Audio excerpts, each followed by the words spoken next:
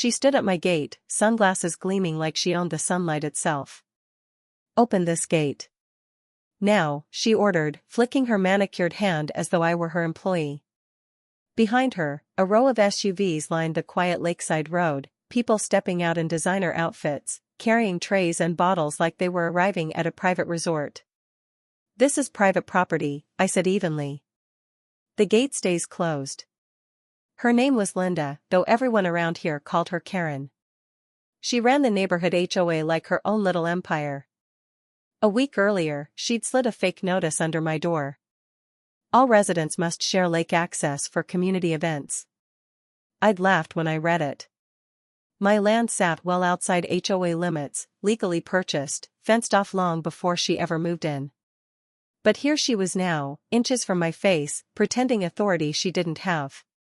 "You don't understand," she snapped. "This is a community function. You can't refuse." "I can," I replied, opening my phone camera. "And I just did." Her mouth twitched. "If you don't open this gate in 10 seconds, I'll have you fined and evicted." I smiled calmly. "Then go ahead, call the cops." That lit the fuse. She turned to her guests and shouted, "He's threatening us. Someone call the police." I didn't move. My daughter peeked through the window, scared, and I nodded to reassure her. I'd handled worse, back when I wore a uniform and carried more than patience. Within minutes, 2 patrol cars rolled up, lights cutting across the lakefront. Karen ran toward them like a director calling her big scene. "Officer, arrest him. He's blocking community property." One officer faced me.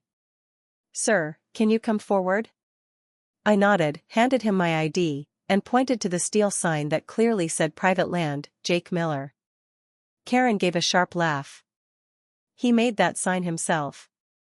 The HOA owns this area, I have the paperwork." She waved a folder full of printed pages bearing the HOA logo. Something told me she'd designed them herself. The officer flipped through them, frowning. "Sir, do you have proof this land is yours?" I pulled a folded document from my pocket, the original deed, signed and stamped long before any HOA existed. Karen's face went rigid. "Ma'am," the officer said carefully, "this land isn't under HOA jurisdiction." But she didn't stop. "That can't be right," she said tightly. "I know people in City Hall." I almost laughed. "Then maybe call them, because you're about to be on camera for trespassing." Something flickered in her eyes, rage mixed with fear. She wasn't leaving empty-handed, even if it cost her everything. When the cops left, her mask cracked. "You'll regret this," she hissed. "You think your past badge still makes you special?" I froze. She wasn't supposed to know that. She smirked. "Yeah, I checked. Ex-military. Lost your wife. Raising a kid alone. Maybe you're not stable enough to live here." The word stung, but I didn't let it show.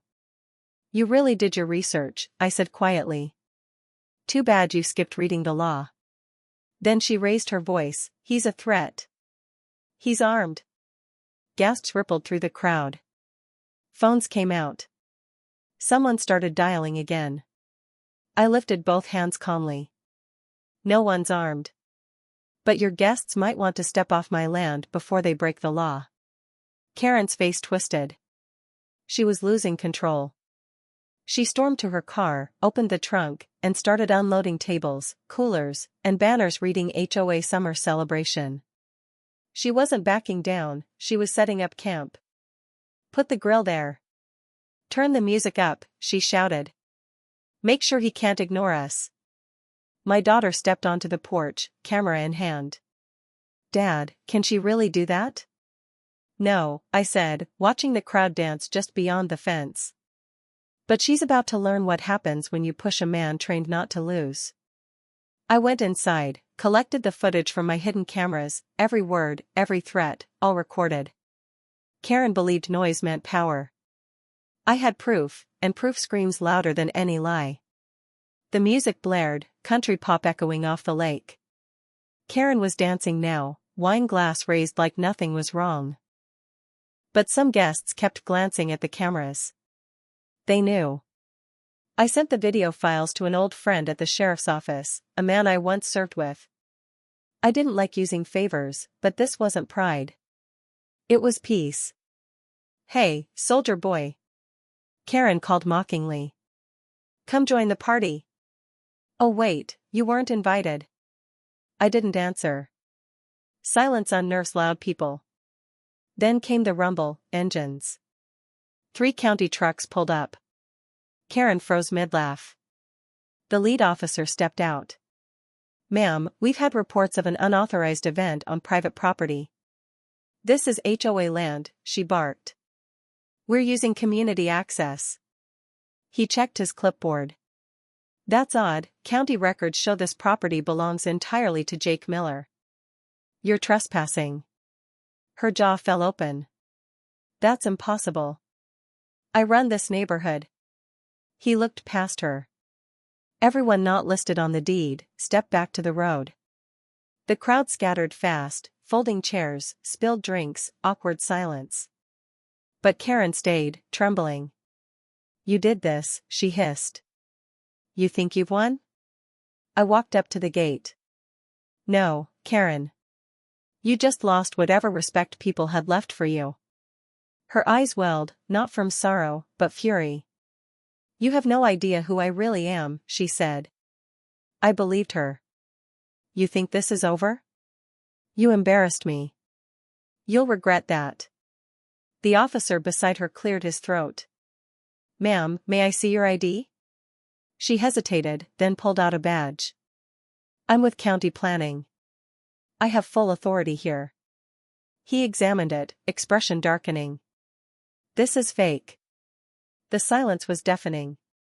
Karen's voice cracked. "No, it's not, my brother works downtown." "Ma'am," the officer interrupted, "impersonating a government official is a felony." "Turn around."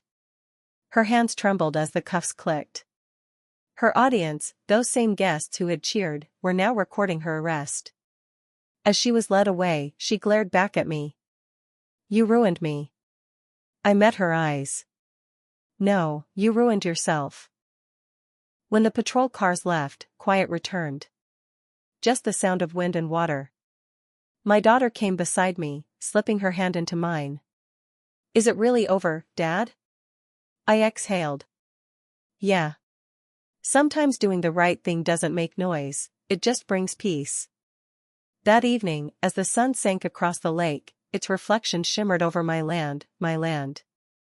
The same ground I'd fought for in more ways than one. And deep down, I knew this had never just been about a gate. It was about standing your ground when someone tells you you don't belong where you've earned the right to be. Every neighborhood has its secrets, and every Karen leaves her mark. If you love true HOA stories like this, make sure to watch more on our channel, and don't forget to subscribe for more real-life neighborhood drama. Thank you.